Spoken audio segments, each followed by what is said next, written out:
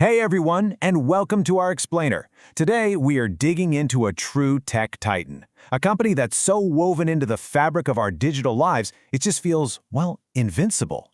But as you can see, even the biggest giants eventually face a critical crossroads, and that's exactly what we're here to map out.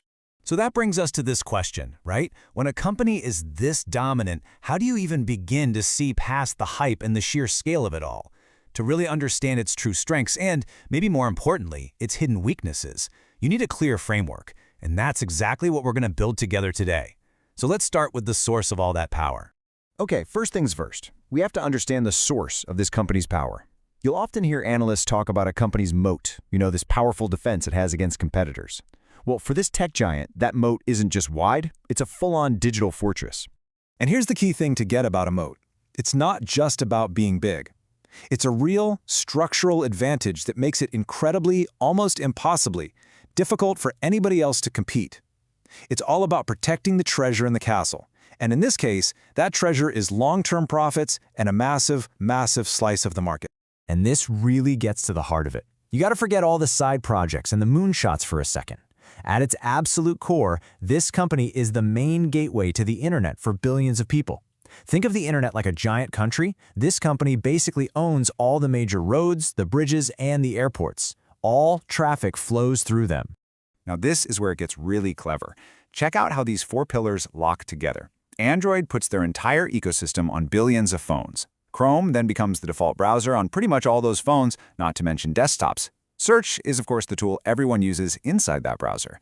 And then there's YouTube, which just captures our attention for hours on end. You see, each one feeds the others, and it creates this incredibly powerful, self-reinforcing loop. It's genius, really. But, no fortress is ever truly impenetrable. And now we're going to shift gears and look at the cracks that are starting to appear in those massive walls. Cracks that are being caused by pressure from both inside the company and out. This slide does a fantastic job of showing the company's core problem. On one hand, its greatest strengths are the absolutely insane amount of data it collects and its custom-built chips, these TPUs, that crunch all that data. But that success creates a huge weakness, something called the innovator's dilemma.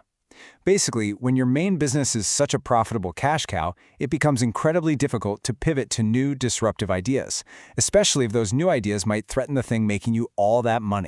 So, if the internal threat is getting stuck in your own success, the external one is, believe it or not, even bigger. It's not some hot new startup that's going to come along and eat their lunch. No, according to the analysis we're looking at, the single biggest risk this company faces comes from one place: government policy. $500 million.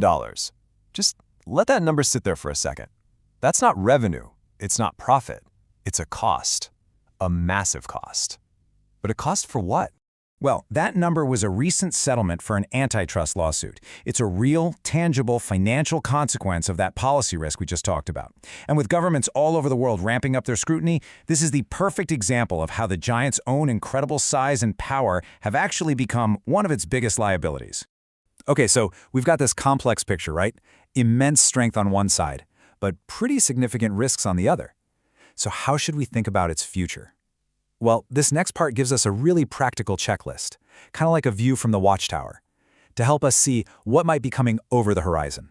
So here are three key things to keep an eye on. First, cloud revenue. Is the company actually building a second major engine for growth? You'll see that in their earnings reports. Second, the legal challenges. Are regulators actually winning these cases, and what happens when they do?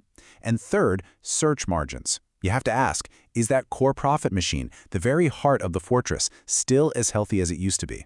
These three things will tell you a whole lot about where this company is headed. So what's the bottom line here? The analysis we're drawing from sums it up with this quote. It's not a screaming buy this now recommendation. It's a strong stock on the observation list. What that means is, yeah, the fundamental strengths are incredible, but the risks we just outlined are serious enough that you really need to watch it closely. And that brings us to the final and I think most critical question. We've seen the powerful foundation. We've seen that deep digital moat. But we've also seen the cracks from internal pressures and the siege from external regulators. So the real question we're left with is this. As this digital empire just keeps getting bigger and bigger, is its foundation actually strong enough to support its own immense weight? That's definitely something to think about. Thanks so much for joining us.